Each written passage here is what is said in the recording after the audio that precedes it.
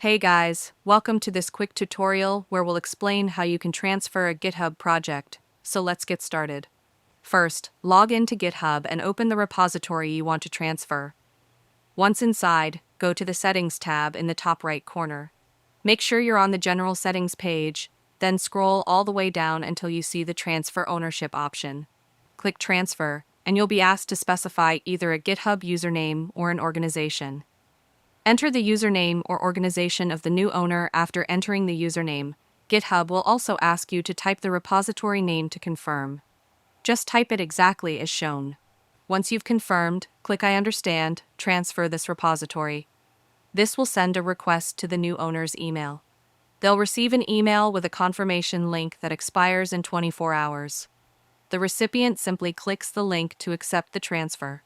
After that, the repository will appear under the new owner's account. If you found this video helpful, consider giving it a like and subscribe.